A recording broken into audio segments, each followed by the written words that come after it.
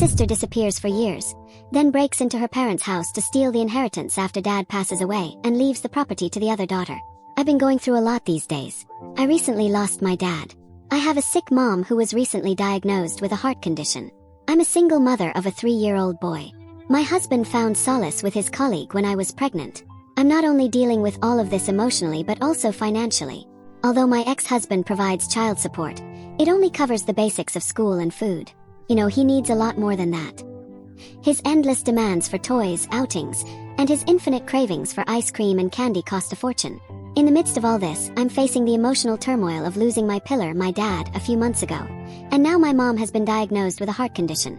I have no one else to lean on emotionally. A friend suggested this place for me to vent. So I hope you don't mind if I just vent. I was still dealing with all this turmoil somehow. But my sister thinks my problem isn't enough and creates a fuss in my life.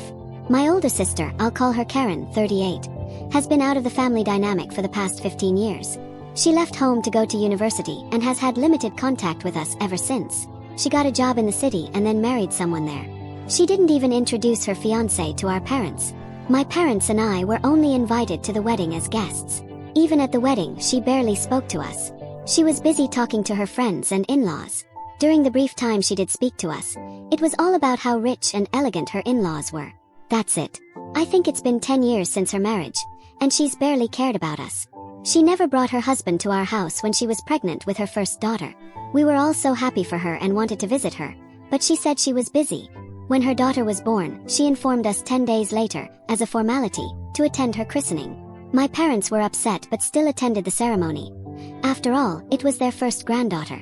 I didn't go at the time, and since then, she's formed an opinion of me that it wasn't selfish. No, it wasn't ego at all. She never loved me, she never treated me like a sister. I was nothing more than a stranger to her. She was always so absorbed in her own life that she never treated us like a family. We were just a place for her to vent. After her marriage, every time she called Mom, it was always to complain about her new house, her new car, and things like that. Before, it was her job, as if she were always busy at the office. During her first years of marriage, Mom invited her and her husband over several times, but she always made the excuse that they were busy. But they didn't seem busy. On social media, you could see pictures of them partying almost every weekend. Once I said this, she said, "Well, we have parties at our house or in places near our house. You live in the country." I told her it was only a 2-hour drive. She said, "Yes, but 2 hours is a long time for us busy people." Of course, we stopped inviting her again. After having her children, my parents tried to reconcile for the sake of their grandchildren. They asked her to visit with her children, but she never showed up. It was always something like, "My children would get sick. On the 2-hour drive there's dust there," and so on. We let it be and didn't bother her. Dad was sick for a long time, but she barely visited him. Mom asked her several times in the last few years to visit Dad, but she always had an excuse. Even during his last days, Dad expressed his wish to have a meal together with all of us as a family. She said she would come, but at the last minute, she stood us up. Now that Dad is gone and she found out that he left us a substantial inheritance, she's after us for the division of the property. Well, before that, when Dad was hospitalized for the last time, the doctor said it was time. I called all my uncles, aunts, and close relatives, and also my sister. Most people were able to come and talk to Dad one last time, but his own daughter arrived the next day after Dad had passed away. It's unimaginable how disappointed my father must have been in his final moments when she arrived and saw that Dad was gone and we were surrounded by friends and family. She faked it, crying and lamenting, feigning grief for the loss, but in reality, we all knew that it was all a lie. I wanted to silence her and kick her out of the house, but no matter what happened, she was Daddy's girl and I couldn't do anything about it. Immediately after the funeral, I was about to leave when I saw the lawyer coming. She smiled maliciously and said, "Oh, did Dad have something substantial to make a will for?" That was such a disgusting comment. Dad wasn't rich. He earned decently, but he gave everything he could within his means. Besides, our parents gave us a happy childhood and a happy home. But my sister always had an obsession with money. Growing up, I always saw her complaining about money problems. She always used to compare our lifestyle to that of rich kids. She always wanted what her rich friends had. After finishing school, she was determined to study at a university in the city and not stay in the village. Our parents tried to make her understand the problem of money, but she was ready to run away if they didn't agree. Dad had to mortgage his farmland to pay for university, and his stay took many years and several commitments to pay off his debts. I'm not giving these details to portray her as a villain. It's exactly what I'm saying. And if I were to rant about her selfishness, this post would turn into a book. The lawyer made us sit down and read. The will states the house is for Mom, and she will decide who to give it to according to her wishes. Dad had about $0.00000 in savings that go to Karen, and I get the farmland and the windmill. Karen was surprised by this. She said that farmland wasn't sold, and when Dad brought up the windmill, the lawyer looked at her strangely because of her ignorance. Mom gestured to discuss these matters after the reading of the will, but she insisted on getting the details immediately. Mom asked the lawyer to excuse us. Karen cried and said that he had played dirty, that Dad had been unfair in the division of the property. She complained about how she was never kept informed about Dad's business investments. The way she was complaining to Mom, I wanted to answer her back, but that would mean she would attack me directly. Clearly, she had a problem with the property that would go to me. It wasn't that I was afraid of her, but a confrontation with her was the last thing I wanted to do on the day of Dad's funeral. Mom tried to explain about the farmland and the windmill, but she didn't understand. Mom lost her temper and yelled at her, saying that she was the one who cut off communication with us and now she couldn't blame us for not keeping up with our life updates. No matter how hard Mom tried to make her understand, she kept saying that Mom and Dad were biased towards me. She went so far as to say that I was living off my parents' money because I didn't have a husband and had a low-paying job as a teacher at a community school. I felt so sick and disgusted by her cruel comments and couldn't hold back. I told her that if there was anyone selfish here, it was her. She was the one who drove Dad into debt, and it took him years to recover. In return, she never cared about him and didn't even visit him during his last days. She was partially right about the sale of the farmland. Dad had mortgaged the land to pay for her college expenses, and for many years she couldn't pay the loan. When she started earning well, Dad asked her to contribute to the loan, but she refused, saying that as his father, he should bear it. Dad had missed some payments, and the situation became so dire that Dad was about to pay off the loan. Selling the farmland, Mom called Karen several times asking for help, but she refused, saying she didn't earn enough to contribute and said, "Sell the land, what good is it now?" Just in time, Dad received help from his friend who saved us. Dad eventually paid his friend back. I was also affected by this crisis. You see, I started working from a very young age. I accepted odd jobs during my school holidays, working in orchards and on farms for a few hours. By the time I graduated from school, I had enough savings to pay for my college expenses, but with this crisis getting worse, I had to give up my savings for household expenses. Of course, I can't starve and let my parents starve and use that money to go to college. I had to postpone for a couple of years until our finances stabilized. That's when I joined a daycare center where I continued working during college and after college. I joined a community school. I think 5 or 6 years ago, a government windmill project was introduced in our area for farmers. They helped us install the windmill on our land, and in return, the government. We paid rent to use our land and could sell the energy generated from it. In return, we had to take care of its maintenance and make it work. Dad's farmland also benefited through the scheme that helped him regain his financial standing. I wasn't happy with the will because I knew about the income generated through the windmills and the farm, and I simply couldn't bear to see Dad leave me the bulk of the inheritance. I just ran out of the house, threatening to sue Mom and me for forgery. Since then, I've been threatening all of us, including the lawyer, that I'll sue for forgery. We know my accusations aren't true, but our concern is that if I file a lawsuit, work will stop until the case is resolved, and I'll be deprived of our livelihood. Although I work at the school, Mom depends on the money generated through the farm. We also don't have enough money to fight in court. Mom has been very stressed about this, and at her recent checkup, she was diagnosed with a heart problem. I'm sorry for venting on this page, but I really need to get it off my chest. Date 1. I can't thank you enough for the love and support I received on my post. Honestly, I didn't expect it to go viral. I was just here to vent because I had no one to share my misery with in such detail. It's been 2 months since Dad passed away, and we were living in constant fear of being falsely accused by Karen. Meanwhile, Dad's lawyer suggested we start the process for a name change. We followed his suggestion. One night I got an emergency call from Mom. Her voice was trembling. She asked me to come home immediately. I asked if she was okay. She said yes, but asked me to come right away. I was scared. Honestly, I thought it was because of her health because she was having trouble breathing. I couldn't leave my son alone at night. I put him in the back seat of the car while he was still asleep and drove off. I arrived at Mom's house and found the neighbors gathered, police sirens blaring in the neighborhood, and the house barricaded. I ran inside crying. I thought something had happened to Mom, but I found her on the porch front, and one of the police officers was calming her down. I hugged her tightly and informed the police about my mom's heart problems and that she needed some time to calm down before she could give her statement. The police went to take statements from the neighbors. Then I learned the whole story. It turns out my sister had entered the house from the backyard while Mom was asleep. Mom had fallen asleep on the sofa while watching television. She was awakened by footsteps entering her room with a flashing flashlight. She thought there was a burglar in the house. She pretended to be asleep and didn't move. When she was sure the burglar was inside the room, Mom quickly left the house and alerted the neighbor, who called the police. The neighbor also secured the house from the outside to catch the burglar inside. When the police arrived and unlocked the door, they found my sister trying to escape through the back door. When she saw the police, she pretended she was just walking in the garden. She said, "It's my mom's house and I was walking on the grass." Now Mom was in a dilemma about whether to report Karen or not. Karen was detained inside the bedroom. Mom and I went to talk to her. She said she was there to see Mom, but it was obvious she was looking for something in the closet because it was all messed up. I wanted Mom to report it, but it was her choice. Mom told the police she didn't want to press charges. Even so, the police took Karen's details and warned her not to sneak into the house again. They were suspicious of her because the neighbors confirmed her sneaking behavior. After the police left, we questioned her again. She said, "You guys forged Dad's will. How could you get all of it and I only get a measly $0.00000?" But she couldn't find the papers in the closet. Thank God they were with our lawyer for the paperwork. We didn't tell her where the will was. She asked Mom about it and Mom said it wasn't her business.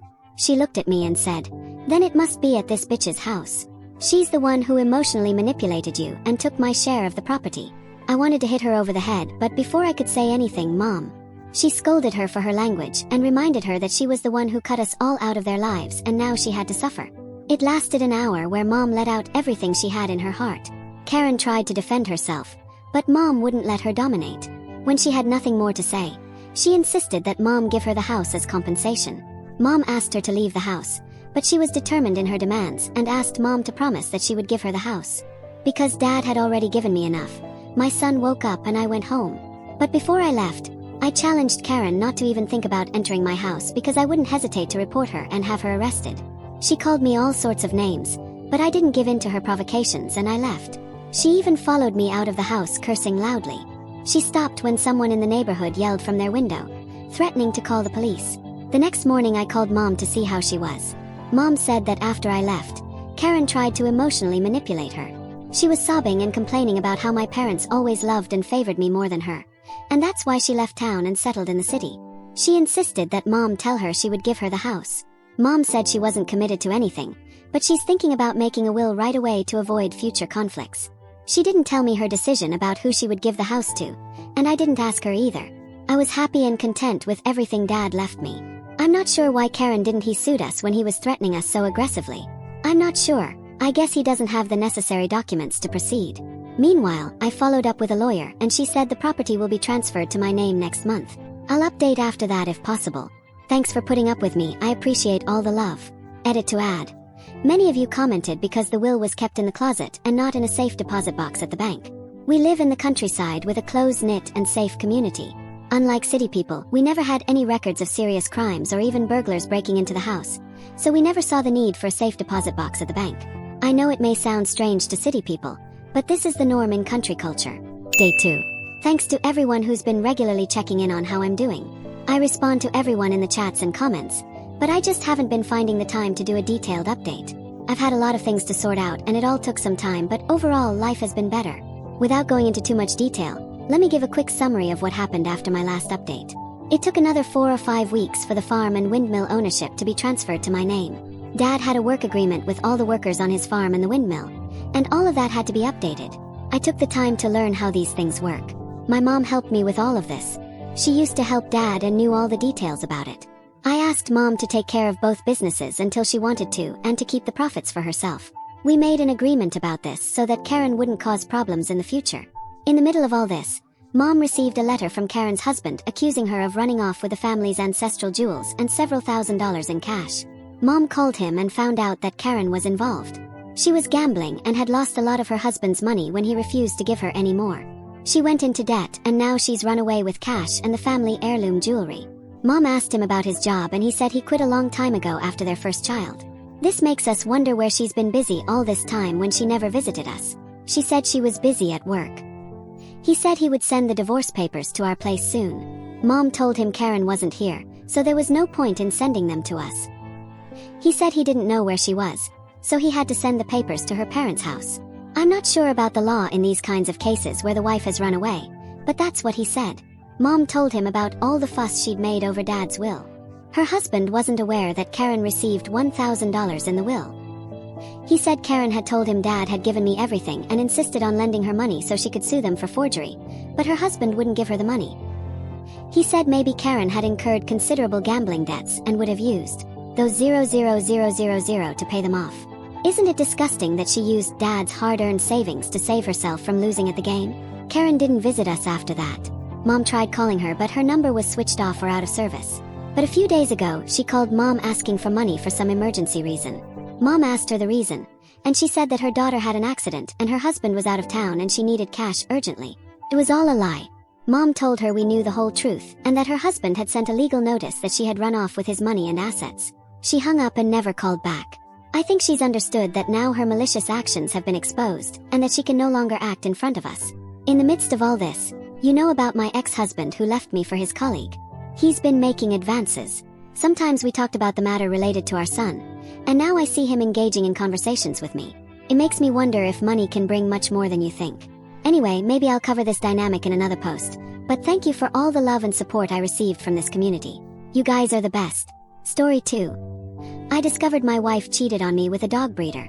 My wife, 32, and I, 32, were both huge animal lovers, and in our 8 years together I thought that would keep our bond strong. In fact, that's what brought us together in the first place. I remember putting on my dating profile many years ago that I wanted to date someone who could be in the park with my dog. She messaged me and said she wanted to do the same. Now our relationship seemed perfect from the start. We both got along superbly with our love for animals, especially my dog, who brought us closer. She didn't have a dog but a cat. The cat and my dog grew to love each other when she moved in with me. I thought she was the one and the most perfect person I could imagine. Seemed so right naturally. Proposed. I quickly imagined we could all have the house full of animals, just like we wanted, where we would get along wonderfully while hiking. That's why I asked her when we were at the peak of our relationship. She said yes and was more than happy. We planned the wedding quickly and had a small ceremony where we gathered with some family members. My dog was the ring bearer because he meant so much to me, and neither of us knew anyone with children to take on that responsibility. From the moment I said I do, I knew this life would be perfect. That's why I still don't understand why my greatest love is what caused the fall of my relationship.